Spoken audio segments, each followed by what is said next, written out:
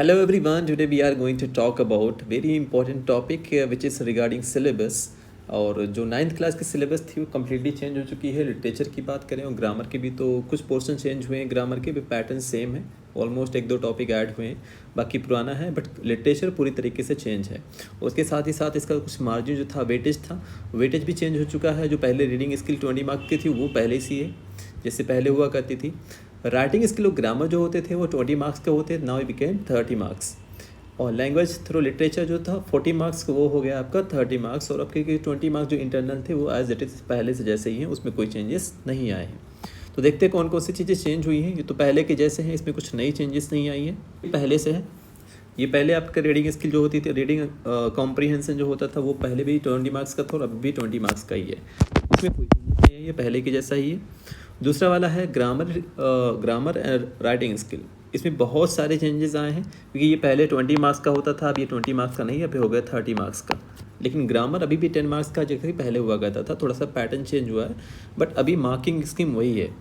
और उसके बाद आता है लिटरेचर में सेक्शन सी अगर हम जो देखते थे हमारा 40 मार्क्स का होता था, अब ये सिर्फ 30 मार्क्स का है। उसके लॉन्ग क्वेश्चंस होते थे, शॉर्ट क्वेश्चंस होते थे, उसके जो मार्क्स होते थे वो भी चेंज हो चुके हैं।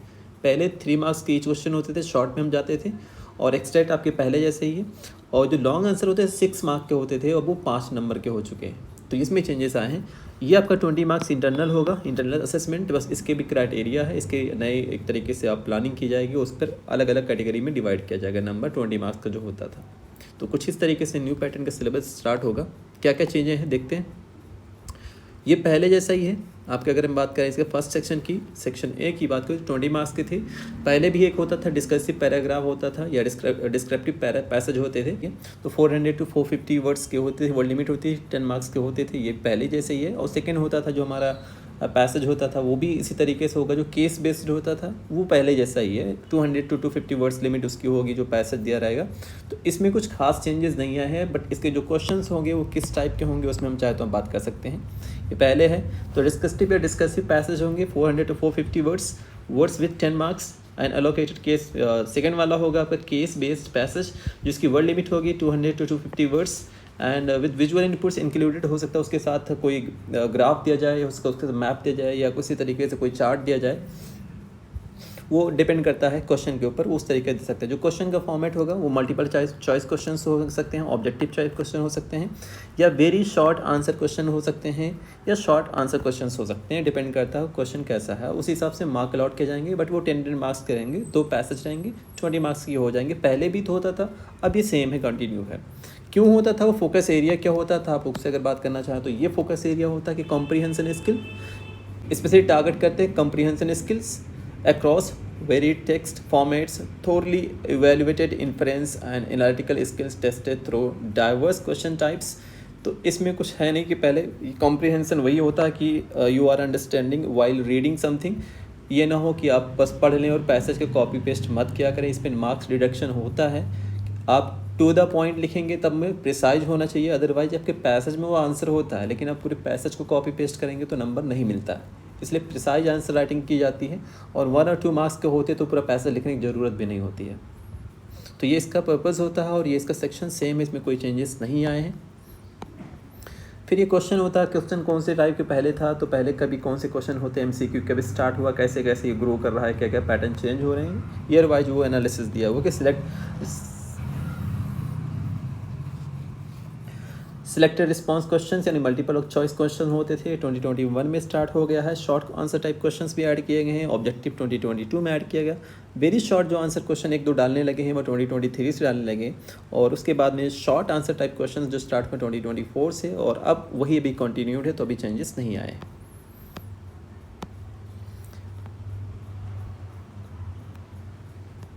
अब ये पैसेज होंगे तो किस किस टॉपिक पर बेस्ड होंगे वो देख लेते हैं। तो पहला है डिस्क्रिप्टिव बार डिस्कर्सिव पैसेज, यानी फर्स्ट जो होगा 400 to 450 वर्ड्स लिमिट जिसकी होगी वो होगा नैरेटिव और explanatory content, exploring complex themes ideas comprehensively. तो कॉम्प्लेक्स टॉपिक पे हो सकता है, किसी पर्टिकुलर थीम पे हो सकता है, लेकिन हमेशा आपको रीडिंग कॉम्प्रिहेंसिवली ही करनी है। मीन्स क्या करना है, you are to read at the same time while understanding. बिना समझे अगर आप पढ़ेंगे तो वो कॉम्प्रिहेंशन नहीं होता। ये इसी को टारगेट करता है कि आप कुछ कॉम्प्रिहेंड भी कर लें पढ़ने के साथ साथ। तो उसी पर बेस्ड टारगेट होता है। सेकंड जो होगा वो 10 मार्क्स का होगा, जो रियल सिनेरियो बेस होता है। कोई केस दिया रहेगा, कोई डेटा रहेगा या कोई चार्ट रहेगा या कोई ग्राफ दिया रहेगा, उसमें कुछ इन्फ्लेशन हो सकता है, पोल्यूशन भी हो सकता है, वाटर यूजेस हो सकते हैं, अलग अलग टाइप के वो सिनेरियो दे सकते हैं। वो केस दिया रहेगा, उस केस को स्टडी करना जिसकी वो लिमिट होगी उस पैसेज की 200 to 250 वर्ड्स। तो रियल वर्ड सिनेरियोज पे बेस होगा, incorporating statistical data, charts, tables, visual information जैसा होगा उस तरीके से विजुअलाइज किए जो चार्ट भी दे सकते हैं या पैराग्राफ या ग्राफ के विषय में होगा। टारगेट क्या होता है, तो क्रिटिकल थिंकिंग डेवलपमेंट करने की इनके टारगेट होती है। Combined passages develop critical thinking and multi modal comprehension abilities effectively. इनका ये एम होता है, ये टारगेट होता है, इस चीज़ आपके अंदर डेवलप करना चाहते हैं, इसलिए पैसेज दिया जाता है। असेसमेंट स्ट्रेटजी की हम बात करें तो फोकस एरियाज़ क्या होंगे, कॉम्प्रिहेंशन, इंटरप्रिटेशन, इंटरफ्रेंस, ये हम ऑलरेडी बात कर चुके हैं। इवैल्यूएशन मेथड क्या होगा, मिक्स ऑफ ऑब्जेक्टिव होगा, उसमें शॉर्ट क्वेश्चंस होंगे, लॉन्ग क्वेश्चंस होंगे, ट्रू फॉल्स भी ऐड कर सकते हैं, डिपेंड करता है कैसा है। टारगेट क्या है, वही skill development, enhance ability to extract key information and analyse diverse text types. तो ये एम होता है इनका, इससे क्या पर्पज़ होते हैं उस पैसेज को देने के लिए। उसके बाद आते हैं नेक्स्ट टॉपिक पे, तो आपका है कि सेकंड पॉइंट रहता है या सेकंड सेक्शन जो आपका रहता है वो ग्रामर सेक्शन आता है और राइटिंग स्किल्स आती है, जो पहले 20 मार्क्स का हुआ करती है, now it became 30 marks. 10 marks के ग्रामर पहले थे, अब भी वही है। राइटिंग स्किल चेंज हो चुकी है, now there is no diary entry and story writing, composition, वो सारी चीज़ें हट गई हैं। अब आपको डायरी एंट्री नहीं करनी है और ना ही आपको स्टोरी राइटिंग करनी है। अब चीज़ें कुछ चेंज हो चुकी हैं, वो देखते हैं कौन कौन सी चीज़ें चेंज हुई हैं। ग्रामर कंपोनेंट्स की बात करें तो ग्रामर कौन कौन से टॉपिक इंक्लूड करने जा रहे हैं, तो ग्रामर कंपोनेंट्स में फर्स्ट है सीक्वेंस ऑफ टेंसेस, यानी रीअरेंजमेंट का पार्ट यहाँ स्टार्ट हो गया आपका। तो पहला आपका पॉइंट है रीअरेंजमेंट के क्वेश्चंस आएंगे, इसके नंबर 4 मार्क्स दिए जाएंगे, यानी ये 2 मार्क्स तो होगा नहीं, तो 4 क्वेश्चन यानी 4 मार्क्स की इस तरीके से भी ऐड कर सकते हैं, या हाफ मार्क्स के 4 क्वेश्चन के 2 नंबर के दे सकते हैं, यानी 4 मार्क्स एलोकेट किए जाएंगे आपके सीक्वेंस या रीअरेंजमेंट के लिए। सेंटेंस रीअरेंजमेंट आपको रहेगा। सेकंड टॉपिक आपका model auxiliaries, but model auxiliaries में बहुत सारे टॉपिक, ब्रॉड टॉपिक, सारी चीज़ें नहीं आ रही हैं। क्या रही हैं, जो एबिलिटी शो करने वाले मॉडल्स हैं, ऑब्लिगेशंस वाले हैं, परमिशन है, पॉसिबिलिटी है, एडवाइस के सेंस में है। यही आपके जो मेन आपके मॉडल्स हैं, इसी पे बेस क्वेश्चन पूछे जाएंगे मॉडल ऑक्सिलरीज के, नहीं मॉडल को लेके। फिर नरेशन जो पहले था अब भी वही है, सेम पैटर्न, इसमें कोई चेंजेस नहीं है। स्टेटमेंट यानी पहले पॉजिटिव नेगेटिव था, अब भी वही है। क्वेश्चंस यानी yes no type, WH type, अब भी वही था, पहले भी था। और कमांड्स यानी जो आपका होता है इम्परेटिव सेंटेंस, वो पहले भी था और अब भी वही है।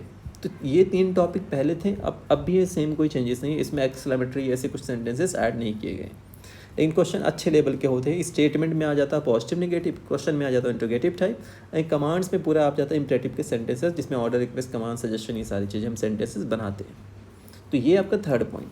और ग्रामर की बात करें तो नया कुछ ऐड हुआ तो कंडीशनल सेंटेंस, लेकिन पार्ट 1 अभी स्टार्ट हुआ है और दूसरा नहीं हुआ। तो एक फैक्चुअल बेस होगा जो यूनिवर्सल ट्रूथ होता है, जिसमें कोई कंडीशन होती नहीं, एक्चुअली फैक्ट होता है, जीरो कंडीशन जिसे हम कहते हैं, तो वो है। उसके साथ ही साथ फर्स्ट टाइप है।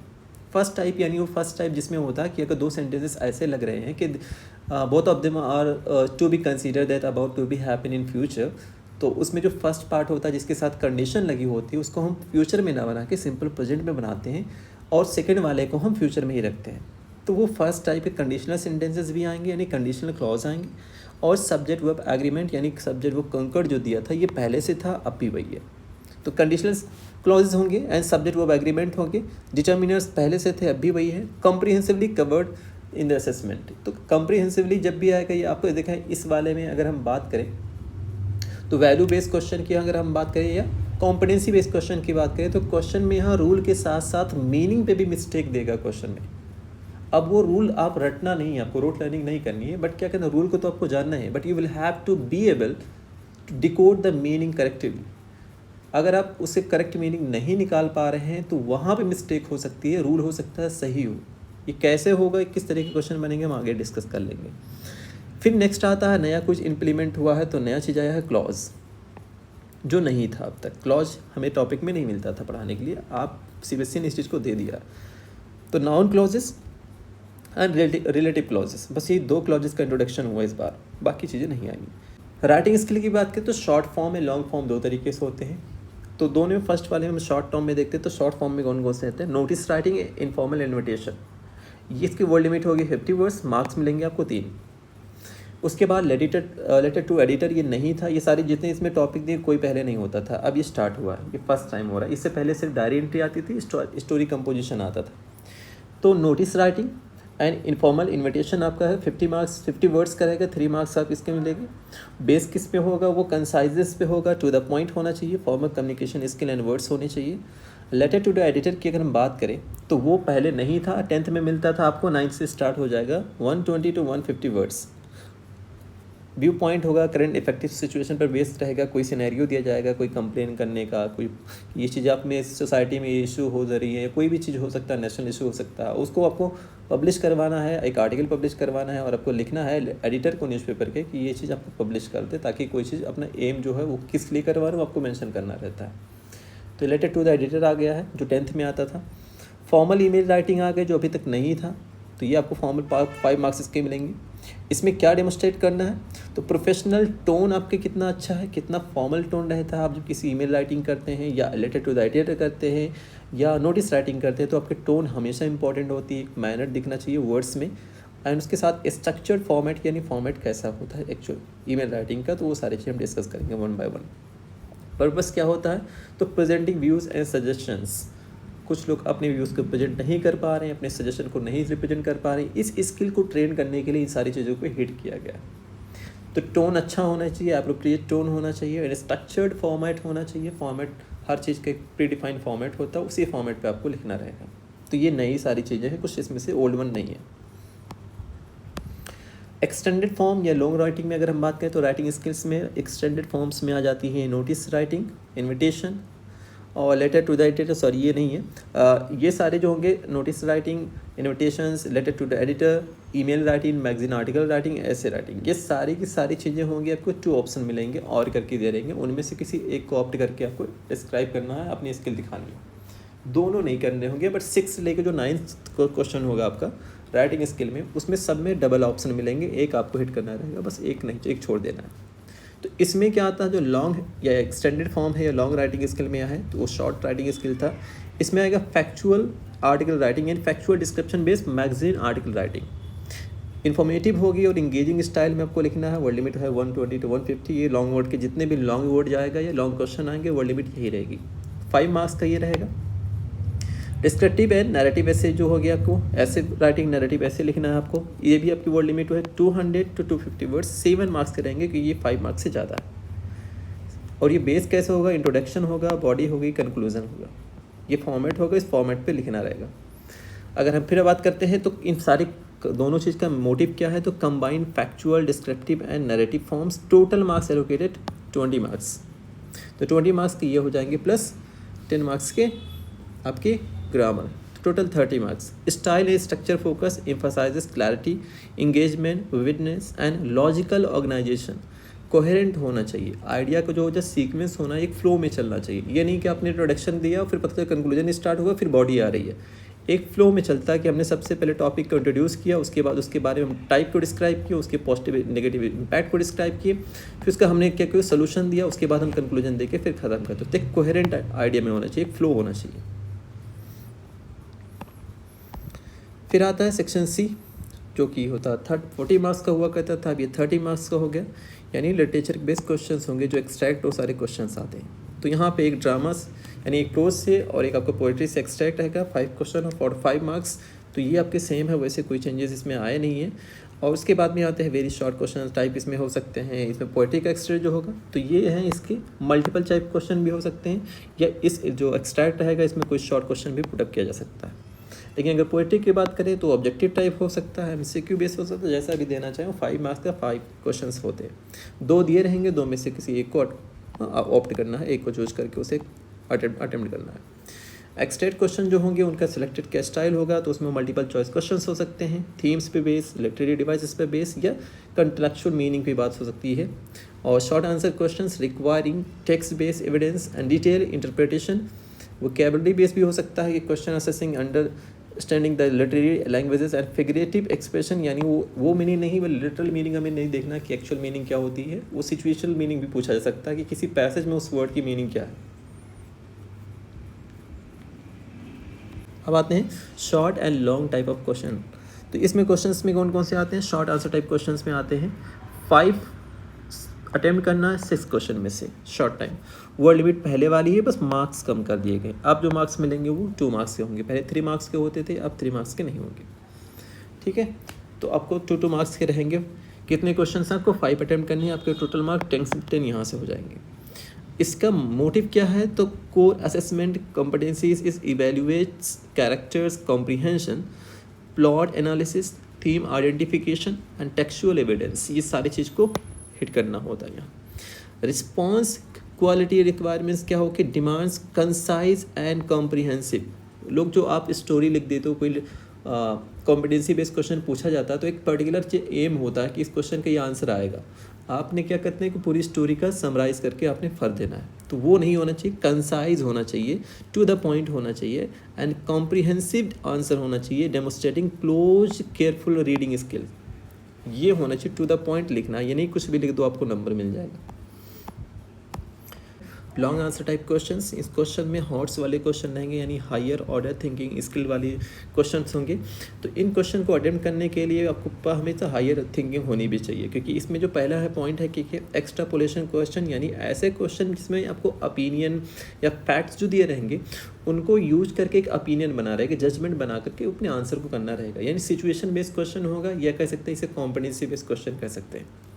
किसी एक आइडिया फॉर्म करना है जो उसमें फैक्ट दिया, आपने कोई बुक पढ़ा, उसके फैक्ट जो है, उसके जो पॉइंट्स है, उनको यूज करके एक ओपिनियन शेयर करना अपना कि आप क्या परसीव करते हैं उस चीज़ को। तो उसे एक्स्ट्रापोलेशन क्वेश्चंस होंगे। X tends understanding beyond text and across text. जो टेक्स्ट में दिया वो तो लिटरल मीनिंग होती है, एक्चुअल मीनिंग नहीं देना, बल्कि उसी के बेस पे कहीं ना कहीं वो कॉम्पिटेंसी बेस्ड क्वेश्चन टारगेट करेंगे। जो क्वेश्चन होंगे थीम बेस्ड हो सकते हैं, प्लॉट बेस्ड हो सकते हैं, या कैरेक्टर बेस्ड हो सकते हैं, उसे एनालिसिस करके लिखना रहेगा। तो synthesise literary elements in 120 to 150 words for 5 marks। And next and final critical thinking development होता है, इसका टारगेट होता है, एम होता है ये चीज़ करने के लिए होता है। ऐसे क्वेश्चन को पूछने के जो हॉट्स क्वेश्चन होते हैं, तो क्रिटिकल थिंकिंग डेवलप करना कि आपको कितनी अच्छी तरीके से आप एक रिटन फॉर्म में कितनी क्रिटिकल थिंकिंग अच्छी कर लेते हैं, उस चीज़ को उसे आपको रिप्रेजेंट करने के लिए ऐसे क्वेश्चन पूछे जाते हैं। उसके बाद आते हैं लास्ट में फाइनल पॉइंट में, जो आपके होते हैं असेसमेंट, यानी 20 मार्क्स इंटरनल जो होता है वो बेस होगा। Periodic pen and paper test होगा, जो पेन पेपर टेस्ट होगा उसमें 5 मार्क्स आपको दे दिए जाएंगे। मल्टीपल असेसमेंट बीच में थ्रू आउट द सेशन जो चलते रहते हैं, वो क्विजेज हो सकते हैं, ओरल डिस्कशन हो सकता है, या किसी चीज़ को प्रेजेंटेशन करने के लिए कुछ एक्टिविटी बेस्ड हो सकती है, उस पर 5 मार्क्स दिए जाएंगे। पोर्टफोलियो आपका बनेगा थ्रू आउट द सेशन, आप कितने अच्छे अचीवमेंट कहाँ कहाँ पे किए हैं उसके बिहाफ पे 5 मार्क्स दिया जाएगा। ये क्राइटेरिया वो ये पूरे सेशन के बेस पे होगा, कोई एक दिन का बात नहीं हो सकता है। उसके बाद है कि नेक्स्ट है सब्जेक्ट एनरिचमेंट में है ALS, यानी assessment of listening speaking test base होगा। कोई आर्ट बेस हो सकता है, या इंडियन नॉलेज सिस्टम बेस, यानी जो कल्चरल क्वेश्चंस हो सकते हैं आपके यहाँ से, या हेरिटेज बेस्ड क्वेश्चन हो सकते हैं, उसके बेस पर आपको क्वेश्चन यानी एक्टिविटी करवाएंगे, या उसके बिहाफ पे नंबर जैसे, या फिर टेक इंटीग्रेटेड कोई एक्टिविटी करवाई जाती है, टेक रिलेटेड कुछ एक्टिविटीज़ करवाई जाती हैं, उसके बिहाफ पे 5 मार्क्स दिया जाता है। तो ये 5 मार्क्स इस तरीके से डिवाइडेड होंगे। तो पहला आप FA में लेके चले जाओगे, सेकंड में कुछ एक्टिविटीज़ मल्टीपल कुछ ऐसे करवाते हैं, क्विज करवाते हैं, उस पर बेस होगा। Portfolio through out the session चलेगा, पूरे साल के बिहाफ पे क्या आपका बेस्ट था उसके बिहाफ पे दिया जाएगा। और सब्जेक्ट एनरिचमेंट में कुछ भी कर सकते हैं, लिसनिंग स्पीकिंग टेस्ट पे दे सकते हैं, इंडियन नॉलेज सिस्टम पे दे सकते हैं, आर्ट या टेक इंटीग्रेटेड इस चीज़ पे दे सकते हैं। तो ये है लेटेस्ट पैटर्न CBSE बोर्ड का for class 9th that will be implemented for the session 2026 and 27, और इसी के बिहाफ पे आपको नंबर मिलने हैं। तो be ready for the next session and best of luck.